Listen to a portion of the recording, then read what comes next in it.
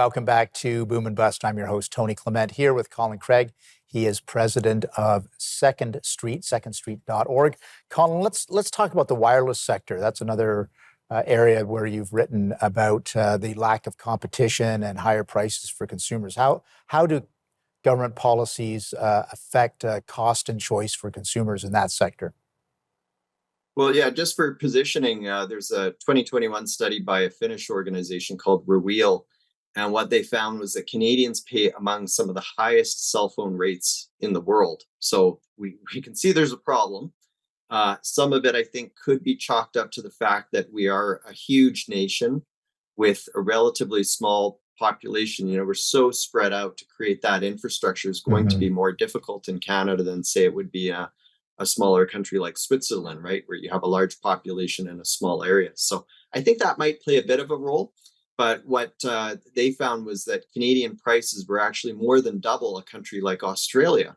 And Australia faces the same problem as Canada. Again, big country, relatively small population that's spread out. But they ultimately have lower prices, significantly lower prices than us. So when we looked at government policy, to get to your question, we find something similar than what we just talked about with the airline sector, where the government limits the ownership of Canadian telecom companies to provide cell phone services. Again, the rule says no more than 20% ownership by a foreign company. So by limiting the number of companies that operate in the cell phone sector in Canada, that's not good for consumers. And so if we started to chip away at barriers like that, we could see more companies enter the market, really compete with existing Canadian companies. And you would ultimately see, I think, lower prices for consumers, which is something we could all do with right now. Yes, exactly. And really, that's the key, right?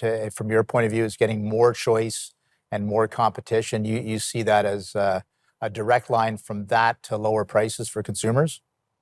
I think definitely. And, just in terms of expectations, you're not going to see this happen overnight. I think you might even want to potentially phase in something like that. So give the Canadian companies time and sort of notice that, this change is coming. But certainly the government could start to be making these signals and soften up the market so that there would be more competition. And ultimately, I think that would benefit consumers, not just in prices, but also in things like customer service too. Because when you have more competition, you tend to see more innovation. Everyone's trying to think outside the box and respond to the needs of consumers so that they can get the edge and get more customers. So that competitive approach can lead to better customer service, innovation, and so forth. Gotcha.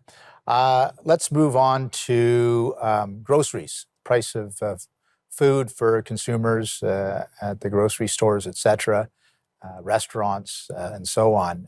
You've talked a little bit about that sector too. What do you see happening there? Yeah, so I think there's a couple things that the government could be doing to reduce prices for consumers. Of course, one is the carbon tax. This is a tax that critics will say applies to everything, and that's, I think, pretty close to the truth, because everything that you see in a grocery store, it has to get transported there somehow. So when these companies that transport the goods, whether it's food or clothing or whatever that you might find in a grocery store, well, that has to get transported, and that company is paying higher fuel costs because of the carbon tax. And those higher fuel costs to transport goods get passed on to consumers. It's just the way business works. So if the government either paused their carbon tax or scaled it back, recognizing that a lot of people are struggling right now, well, then that's one way that they, of course, could start to save consumers some money. Yeah, I think you've also mentioned supply management. Do you want to get into that a little bit? Yeah, for sure. So that's a good one, Tony. Supply management, for people who aren't familiar with it, that's a system whereby the government restricts uh, how much people can produce when it comes to dairy and poultry products. So things like milk, cheese, chicken, turkey, those types of things. They restrict how much producers can produce through a quota system. But then also the government sets the price through these dairy boards that they have that come in and determine the price that everyone's going to pay for things like milk. But then the third sort of leg of the stool comes in the form of high tariffs on competition. So Mhm. all of these three factors work together to restrict how much supply there is for Canadian consumers. It decreases competition Right. and ultimately leads to higher prices for Canadians.